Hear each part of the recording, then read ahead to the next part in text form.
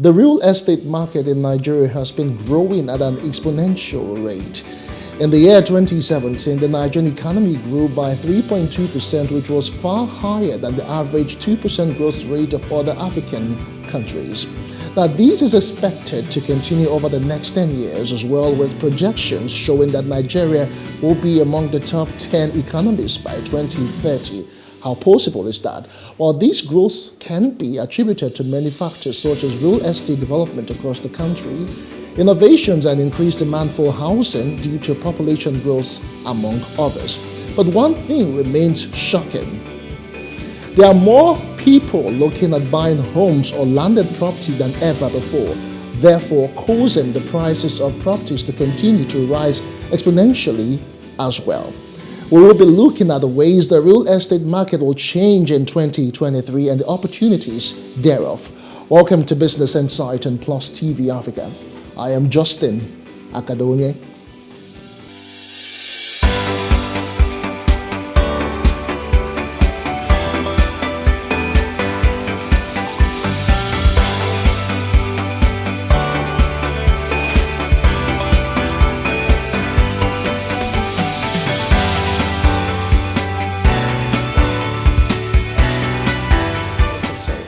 Welcome back. To tackle the spate of youth unemployment, a group, Enterprise Growth and Opportunities, EGO Foundation, has trained university students on requisite skills they need to be employable. Rising from its project work skills at the University of Lagos, the organizer, Toluwase Olaniyan, says the program will prepare participants for the world of entrepreneurship. The details in this report.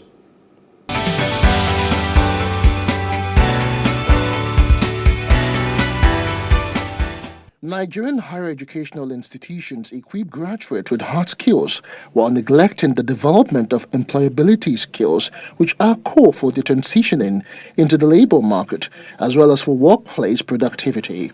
The lack of these skills in the profile of graduates keeps them in the pool of the unemployed, no matter the degree of certification. You into the reality of the market.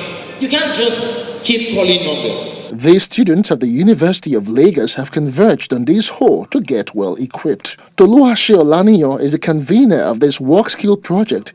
He speaks more on the essence alongside others. Work skill is a project that tends to bridge the gap, the labor market and the academic space. A lot of young people lack the ability, like the basic knowledge on what the industry or what the market wants, right? But then we then set up work skill to be able to help bridge that gap and help create an enabling environment for people to be able to transition easily into the workspace. In a changing world, we really do not need to come to a university environment and start talking to them about how to get jobs.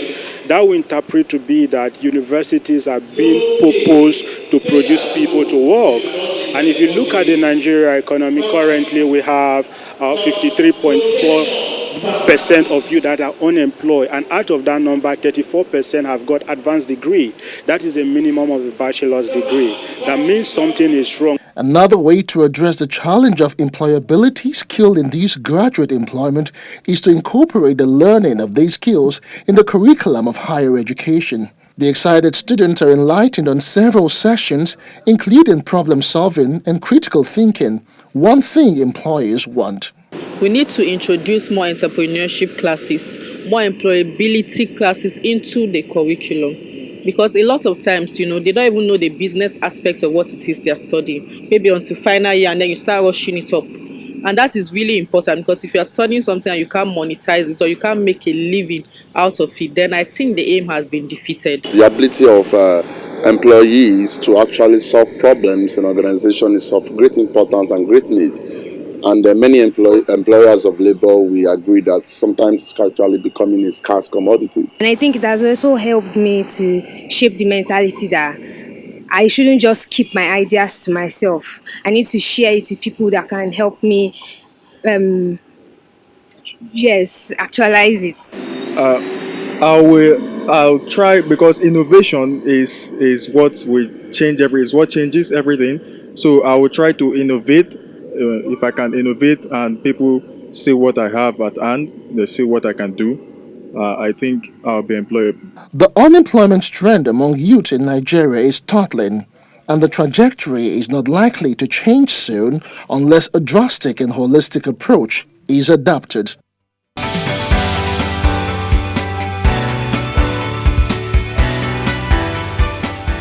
My guest is Simon Adozi of Adozillion Homes. He is a highly skilled real estate investment coach, trainer, investor, and a marketing and sales strategist, passionate about making every Nigerian a home owner without stress and employing the best possible flexible payment option available. Well, Simon is known in the real estate industry for his integrity and excellence in service delivery. He has over the years earned a reputation of being someone in whom his clientele can put their trust on because of his customer-oriented approach to business and superb service delivery. Many thanks for joining us, Simon, on Business Insight on Plus TV Africa. Okay. Yeah, it is our pleasure. Let's start this way. 2023, the first quarter just went by. This is the start of the second quarter. So how would you say, let's start with the first quarter. How did it really do in Nigeria, considering the fact that we had elections and issues before the election, after election? How did the first quarter thrive in the real estate business? Well, just like every other sector, the real estate sector had its own downs, let me use that word, because tension was high. Investors were not willing to drop money. Everybody wanted to be liquid. Cash crunch, everything affected the real estate industry. For us in the construction too, the cash crunch was a big challenge because you pay people their daily wages and you don't have cash to pay them their daily wages. So everything was, it was on the low, I must tell you. That's what happened in the first quarter. But just after the election, things are beginning to pick up, and we're grateful for that. Okay, so fine now. Let's slide on to Q2 2023. The elections are over, and there are prospects for this year. So how would you, let's just try to extrapolate and see how the year 2023 would be for the real estate sector. Do you see great opportunities? Do you see a boom, or how exactly do you think the rest of the quarters would actually be like? Real estate is one thing. Housing demand is on the high. So what we expect or what we project in 2023 is that some new owners are going to come into the industry, and which is making the market more, expanding the market more. The economy of Lagos on its own, as long as it is growing, the real estate demand is also going to be growing. So we are envisaging that the real estate market would actually grow. There are a lot of investors that are now willing to come in because if you have stability in government, you will have more foreign direct investment, then you have more people. When the people are prosperous, I mean, shelter is a basic necessity of life, so they would naturally or literally go for it. So good projection for the rest of the year. Okay, for experts are saying that in Lagos between 2021 to 2023, that there is supposed to be like a 50% in sales of commercial and residential real estate in this state. How true 50% increase? Yeah, because every day in Lagos, you see people trooping in. Now, because Lagos is a more secured and more stable economy, so you expect that people would literally migrate into this urban lifestyle.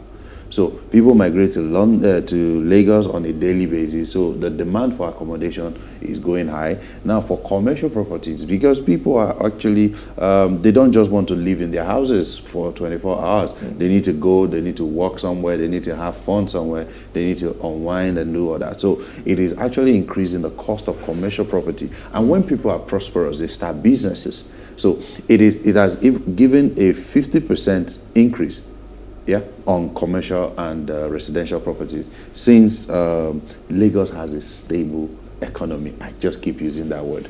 Okay, Lagos economy is stable, and last year the Lagos state government talked about its economic outlook for the next 30 years with a prospect of an international airport at the Lekki zone, and of course the fourth mainland bridge and all of that. So what are the opportunities thereof when all of these projects come in full swing? Okay, I'll give you a practical example, right? Before they signed off on the international airport, the fourth mainland bridge, a plot of land around that area was selling for way below 5 million naira. But as we speak, it's going for between 25 to 35 to 40 million naira. That's what.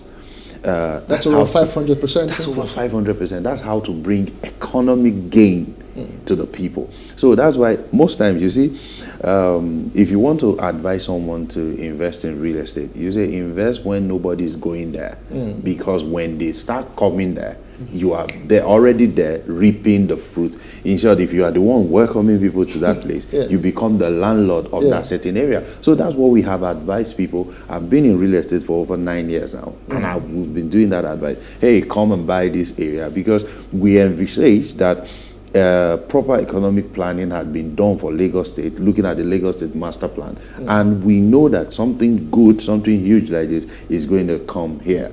And I want to commend the effort of the government for seeing it through, because that is another thing. It is good to promise, and it is you need a government that is courageous enough to now see the plan through. That is what this administration has been able to do, and they have brought wealth to people that actually invested in that part of town. So that is what the fourth mainland bridge and the international airport have done to people that own property there, and they are also moving a lot of people to getting commercial and residential properties over those places. Okay, let's talk about residential properties, or maybe just rentals and everything, because it seems to be skyrocketing by the day, because a lot of people tell me that they are looking for just maybe a small apartment, and it goes as much as the least they could get is about over 600, depends on the location in Lagos.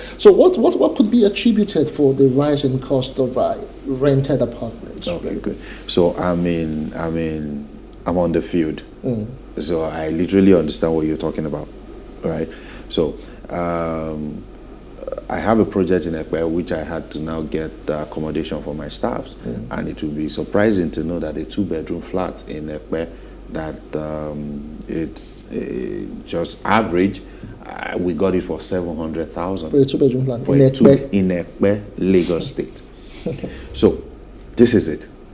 When I try to talk to the landlord and say, why is it this expensive? The landlord asks me, is bag of cement is even more expensive in Ekpe than it is in main Lagos, because it might give you up to 100 or 200 naira difference, because they'll tell you it's cost of transportation. So everything in the economy is connected. So it is not even about location right now. It is about everybody is buying building material at an expensive rate. Now, and you do not expect me not to get at least between 8 to 10% of the value of my house per annum. Yeah, that's how it's calculated for me to know that I have done a good real estate investment. So if I buy a house for 60 million, I should be able to rent it out for at least 4 million, if not 6 million. You understand? So that's basic mathematics. So cost of building materials are increasing, rent most definitely would increase. Cost of land is increasing too, rent most definitely would increase. So that's how it works in the economics of things. So it is not until government steps in with a form of regulation, but before government can regulate, they will have to regulate what the cost of building material is. But hey, as long as the people are prosperous, I don't think paying rent is the issue. It's me getting where to put in my time and energy, work, get that rent to get that money to pay my rent. So everybody in the economy prospers. That's how to build an economic state. Okay, so let's talk about affordable housing in Nigeria, because over time different administrations come and go. They talk about building houses that will cater to the needs of those who don't really earn well. By the end of the day, there's people cannot even afford them over time. But back in the day, there were mortgage banks and mortgage financing, and people actually had their own houses. But it has though taken a back seat in the country these days. No one talks of mortgage financing, and even when you tell people about mortgage, they seem to get discouraged when they talk about the cost of it and everything. So why can't we look in that direction? Maybe fronting or founding mortgage banks in the country so that people can actually apply. So long as they meet the conditions, they can actually own their own houses and pay over time. It's interesting to know that real estate itself, or providing housing, is actually a product of the bank. That's where it started. The bank actually brought out this product called housing or real estate to cater to individuals that work. While they are working, they take a certain percentage of their money for a long period of time, and everybody is good. So that's how real estate actually is. Real estate is a banking product, right? But we do not operate it like that here. I'll put it this way. So I, as a real estate developer, I'm supposed to be a contractor to the banks, which means if I have a project, I'm supposed to get funding from the banks, put that project in place. The bank goes to sell to clients that project, and the bank arranges with them to say, okay, pay within 12, within 13 years, within 14 years, as long as they have done due diligence on them and all that. I do not even have a business as a real estate construction person or as a real estate developer dealing with clients. I'm supposed to deal directly with banks and focus on pure construction. But that's not how we do it here. So I'm the one chasing my market. I'm the one funding myself. I'm the one looking for money. I'm the one doing literally everything for myself. So that leaves, it makes housing expensive. It makes the end product expensive. But how it works in other climes is that I want a house. I look for an initial deposit. I approach a bank. The bank gives me this house and says, okay, you pay within 15 years. 15 years. That's how it's supposed to work. You, as someone employed, you are not supposed to worry yourself too much about how you can save up to 60 million to buy a house. You do not have a business with that kind of amount. What you just need is, okay, I have saved up, or I have done business and I have saved up 6 million naira as an initial deposit, 10%, and the bank gives you a house. So everything, they put it in a mortgage plan, so you're like paying the bank rent over a period of time. And that's how financial institution is supposed to work. So I was talking to my friends and I said, real estate is purely a financial product, not even, so we are focusing on construction. No. We do pure finance in real estate. So we have products that in my company, we give people up to 18 months to spread payment for if they are subscribing to a unit. But I do not have a business doing that. But that's where just because we're not doing the right way, just putting square holes in square pegs in round holes. Not really worked in the country. Working. All right. It is still Business Insight on Plus TV Africa. We still have Simon Adozi with us. We'll take a quick break, and there are more to expect when we return. To join us again.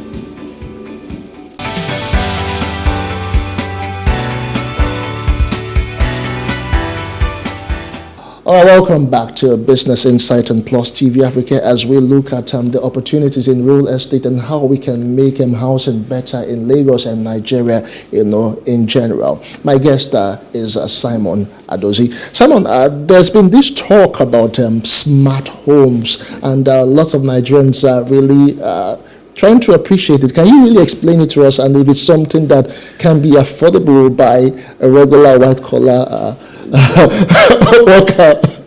So let me start from this statement. Any country that does not embrace technology would soon be obsolete. So we use smartphones, we use smart devices. Why can't our houses be smart? So, and it's just a subject of putting smart devices in the house that as I'm here, that will make life convenient for me and for anyone that decide to buy into it. I want to be here, just stepping out of my office and no one is at home. I want to be able to come from my device and I'm able to switch on my air conditioners because I don't want to get sweaty when I enter the house. Yeah. I should be able to control my space and say light goes off and it goes off, curtain part. You know, those are the kind of things that comes with smart houses. But is it cheap? Is it affordable? For now, no. Because those things we are still They're struggling more like with. luxury right now. Yes, we're still struggling with internet, spread. We're still struggling with how to use smart devices. That's the that's the educational part of it and all that. So smart devices, all our houses are, the one I developed, they are semi-smart. Semi-smart is that you can operate basic facilities from the comfort of your office anywhere, but they are not, they come as a luxury part of the real estate development. But we'll get there. Okay. We'll get there, absolutely, because, see, we would embrace this technology and we'll get there. Okay, so aside from the issue of mortgage and technology and all of that, what are some other critical areas that need to be addressed so that we can reposition the housing and real estate sector? We need to define our urban spaces. We need to open up more urban places. Yeah, so that the concentration won't be in a certain city called Lagos, or won't be in a certain location called Aja, or won't be in a certain location called Lekki or something like that. That is when you gather people in a lot of places, there's a lot of competition. And listen, Nigeria is blessed with vast amount of land. So create cities out of the cities. Create cities that are a bit far from the cities. I want to walk, live, and play somewhere else. I do not even want the noise and everything that comes with the Lagos stress. So leave me in Ekpe. Develop Ekpe as a city. What do you even need to develop a city? Give us good roads. Give us access to good electricity. And I think we are done. We would literally do the whole thing by ourselves. So open up new places for people to be able to go. Open up Badagry. There's a train, there's a blue line that runs there now. So it's easy for me to commute. So open up Badagry, open up Ekpe, Ikorodu, open up new places. So you can be able to, that's the problem. People do, urbanization is the problem. Everybody wants to live in Lekki. Okay, so what you're saying is that as Lagos is also growing, states like Kebbi, Adamawa should also be moving in that direction, so it will not be too concentrated in one spot. Straight up. If now Ogun State, Abeokuta, Ibadan, they are benefiting from this already. But they're close to Lagos. Yes, they are plugging into the master plan. What's Lagos master plan? Let's do the same. Let's replicate. You can replicate this all over the country. And I don't need to live in Lagos before I can earn a decent living. People just feel that Lagos, people in Lagos, they pay them higher than they pay them in Edo State. So everybody wants to move to Lagos. I mean, you want to move to where they pay you higher. So that's one thing we need to address. Urbanization, let's develop at a good But place. still talking about this urbanization that you've talked about, is it just the role of the government that is needed, or what about the place of private-public partnership? So private partnership works when government provides infrastructure like ports. Okay. So if the port is concentrated only in Lagos, I can't locate my business headquarters in Edo State, because that would mean Extra cost moving from Lagos to Edo State. So, but if I have a truck, if I have a port in Warri, it's just an hour. Instead of coming to Lagos, that is about 5 hours to get to Benin. So those are the things. For urbanization, government needs to provide the basic infrastructure. And most of these infrastructures, they are mostly in the hands of the federal government. They're in the exclusive list.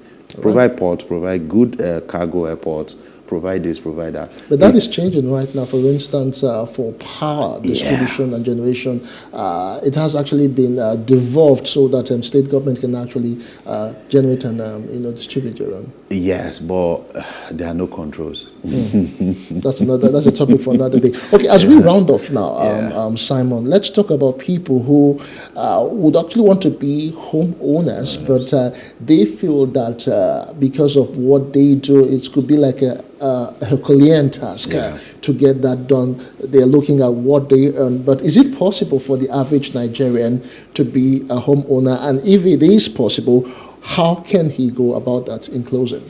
Good. So my people will say it is he who doesn't ask a question that gets missing. Yeah. If you do not ask questions, you will always get lost. So there are ways that people have been able to own homes without doling out 50, 60 million at once, right? So you can do some form of initial deposit.